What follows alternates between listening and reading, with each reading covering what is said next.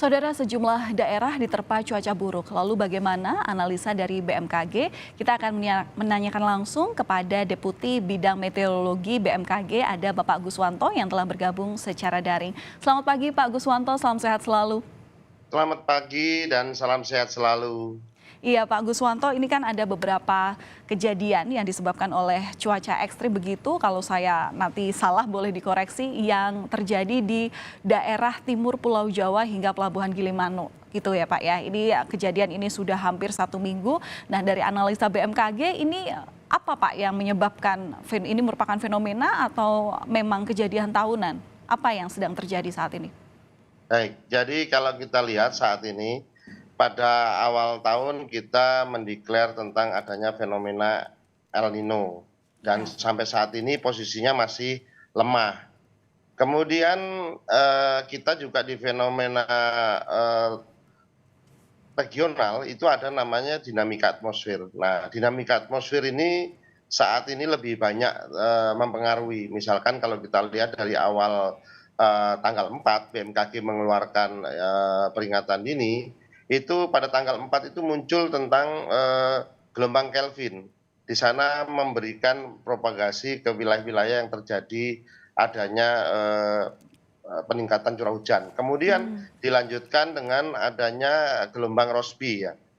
Kemudian saat ini juga MGO masih ada. Nah, kalau kita lihat dari semua perkembangan itu, kita lihat ada fenomena global El Nino, ada gelombang fenomena regional dan ada lokal. Namun yang banyak terjadi yang kemarin itu adalah dinamika atmosfernya yang regional. Sedangkan Oke. saat ini juga kita pantau di beberapa wilayah itu masih terjadi. Misalkan kita lihat di Ambon, Mm-mm. kemudian kita lihat juga di Bengkulu hari ini, kemudian Papua. Kalau di Ambon ini lebih cenderung dinamika regional dan lokalnya yang berperan. Kalau kita lihat kemarin sempat ada pesawat Batik Air yang pagi hari itu didivert ke Sorong karena tidak bisa mendarat karena jarak pandangnya hanya 0,5 meter. Nah, saat ini hari ini kita perlu waspada adalah daerah sekitar Bengkulu, kemudian Ambon masih, Maluku Utara. Ini perlu kita lihat dan ini kita prediksi sampai kira-kira ya seminggu ke depan sampai tanggal 15 masih ada. Oke, berarti kalau bisa disimpulkan secara garis besar, ini ada cuaca ekstrim yang berpotensi mengakibatkan peningkatan curah hujan dan peningkatan gelombang ya Pak ya. Jadi yang paling Betul. waspada juga diharapkan pada masyarakat pesisir. Nah, ini daerah mana saja Pak mungkin yang bisa di-highlight?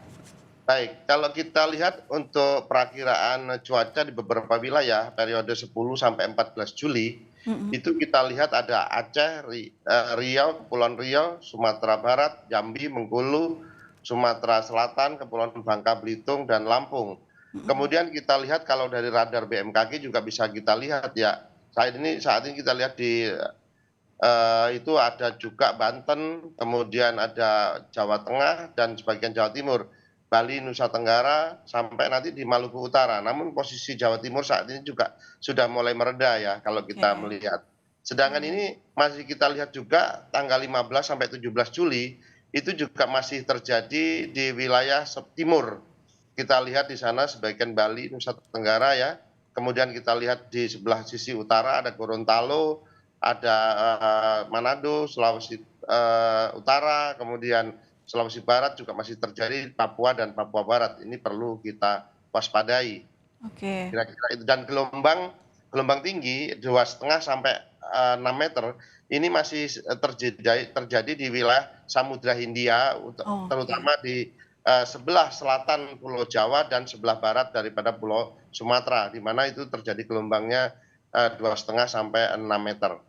Oke, ini kemudian yang harus diwaspadai utamanya eh, dengan aktivitas penyeberangan ya Pak ya, ini yang juga Betul, harus dijaga begitu kewaspadaannya. Kalau ya, memang gelombang udah dirasa tinggi, ya memang harus pada akhirnya kita harus apa namanya, ya sabar dulu gitu ya. Pak ya, Guswanto, tapi dari sisi BMKG sendiri, apa mitigasi yang sudah dilakukan atau sudah terencana? baik. Kalau saya lanjutkan sedikit tadi tentang penyeberangan, khusus untuk Mm-mm. penyeberangan seperti pelabuhan Gilimanuk, Tapang Gilimanuk, ini kita BMKG memiliki alat pemantau di samping tinggi gelombang, kalau di selat itu ada yang perlu diwaspadai adalah kecepatan arus. Ya arus Oke. ini lebih berbahaya dibanding dia tidak tampak, namun kegiatannya dia lebih masif. Arus yang terjadi saat ini itu masih berkisaran 0,75 sampai 1,53 meter per second. Artinya kalau sudah di atas 1,2 ini kapal-kapal kecil perlu waspada ya Mmm. untuk penyeberangan. Kemudian apa yang sudah dilakukan oleh BMKG untuk mitigasinya? Kita BMKG sudah memberikan memasifkan peringatan dini yang dimiliki. Kita melalui seluruh jaringan yang ada di BMKG, ada sekitar 180 UPT di daerah itu kita aktifkan mereka untuk memberikan sistem peringatan dini. Kalau masyarakat juga ingin melihat bisa juga melalui website BMKG nocasting.bmkg.go.id. Di sana ada sistem peringatan dini yang aktif. Itu kemudian yang kedua, kita juga berkomunikasi dengan beberapa stakeholder yang ada di daerah, baik itu dengan tingkat pusat maupun daerah, itu kita lakukan secara kontinu. Begitu ada gejala kita berikan. Seperti tanggal 4, begitu ada ini kita mengeluarkan rilis. Nah, rilis inilah bisa dijadikan panduan pedoman oleh masyarakat untuk menengok kembali apa cuaca ekstrim yang sedang terjadi saat ini. Harapannya yang terakhir nanti apabila sudah kita lakukan secara masif, ada respon cepat dari masyarakat. Kita sudah memberikan sistem peringatan dini, maka masyarakat akan memberikan respon cepatnya. Respon cepat inilah yang bisa mengurangi atau memitigasi terjadinya bencana hidrometeorologi. Oke, berarti bisa dikatakan bahwa bencana hidrometeorologi tadi diprediksi sampai tanggal 17 Juli ya, Pak? Iya betul, kalau Oke. perakiraan kita masih tanggal 17 Juli, Mhm. tanggal 17 Juli itu masih terjadi hujan lebat Oke. di beberapa wilayah ya, khususnya di Indonesia Timur Utara ya, kayak seperti di Maluku.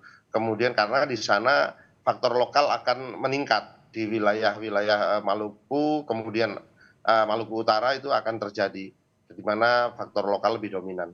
Oke, Pak, adakah imbauan yang bisa diberikan kepada warga, utamanya ini kan cuaca buruk ini sangat berpengaruh terhadap mobilisasi ya Pak ya, baik mobilisasi itu di darat ataupun juga di laut bahkan di udara. Apa yang bisa disampaikan Pak, utamanya juga bagi warga di pesisir pantai begitu ya untuk waspada terhadap adanya banjirop, ini bagaimana Pak?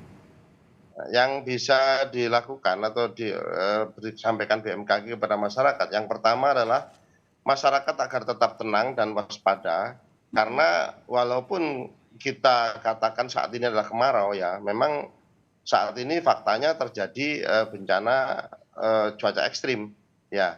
Nah, kita melihat bahwa kita jangan sampai terpaku kepada kaidah-kaidah yang dulu, artinya kalau bulan begini ini pasti kemarau, loh kenapa Mhm. ini ada hujan? Kalau orang bilang akan salah mongso dan lain sebagainya. Nah, artinya dengan update dari informasi BMKG itu bisa sedikit-sedikit merubah mindset yang tadi itu. Sehingga kita akan bisa terjaga dari cuaca ekstrim. Yang kedua, kita sarankan atau kita himbau kepada masyarakat agar tetap mengupdate informasi cuaca dan iklim ya di BMKG website resmi. Artinya ada di website, ada di medsos, ada di call center 196 dan lain sebagainya. Termasuk juga datang ke kantor-kantor BMKG di daerah. Karena Oh. luasnya wilayah Indonesia itu hampir satu Eropa ya kalau kita lihat. Sehingga terjadinya iklim maupun cuaca ini pasti beragam. Di satu sisi ada kebakaran hutan dan lahan, di satu sisi ada namanya banjir. Nah, ini sudah mungkin menjadi takdir kita bahwa kita sangat luas dan cuaca dan iklimnya juga beragam. Ini yang kita. Dan yang terakhir adalah tingkatkan koordinasi antar kelompok-kelompok masyarakat kecil, artinya apabila terjadi kegiatan bencana cuaca ekstrim, maka masyarakat ini sudah langsung memiliki respon cepat antar kelompok-kelompok kecil, misalkan di tingkat RT, tingkat Mhm. RW, bahkan sampai di tingkat nasional nantinya, sehingga gerakan masyarakat itu akan lebih terkoordinir. Kira-kira itu yang bisa dihimbau kepada masyarakat. Iya, sedia payung sebelum hujan. Di sisi lain BMKG juga sudah melakukan sejumlah mitigasi supaya ya setidaknya ini imbauan-imbauan untuk terus dilakukan dan diindahkan oleh masyarakat. Ya semoga cuaca ke depan bisa lebih baik, tidak ada lagi dampak-dampak yang kemudian menjadi kerepotan bagi bersama. Terima kasih banyak Pak Guswanto, Deputi Bidang Meteorologi BMKG sudah berbagi informasi bersama kami di Kompas TV lewat Sapa Indonesia Pagi. Ketemu lain waktu lagi Pak untuk memantau bagaimana kondisi-kondisi terkini di sejumlah titik di Indonesia. Terima kasih, salam sehat selalu Terima untuk kasih Anda. kembali dan salam sehat selalu.